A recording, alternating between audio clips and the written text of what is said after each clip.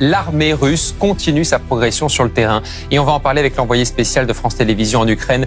Bonjour Anaïs Sanquet. Anaïs, d'abord, quelle est la situation sur place ce matin ?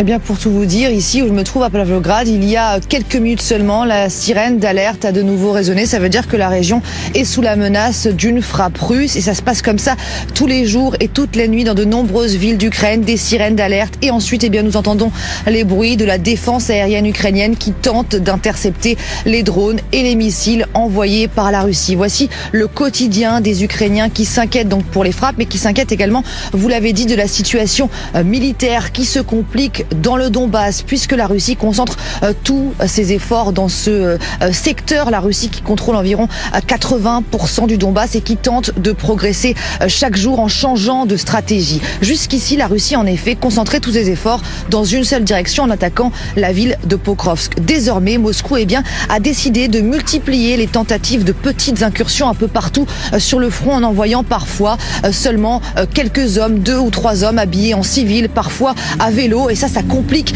le travail des Ukrainiens car ces incursions, elles sont plus difficiles à repérer. Et à cela s'ajoutent les drones. À chaque fois que nous venons en Ukraine, les soldats nous le disent, c'est de pire en pire. Désormais, pour rejoindre leur position de combat, eh bien, ils sont obligés de circuler la nuit avec des véhicules blindés et avec la peur d'être visés. Ça, c'est effectivement pour les soldats ukrainiens, Anaïs. Pendant ce temps, les habitants du Donbass, vous l'évoquez, ils continuent de fuir autant qu'ils le peuvent.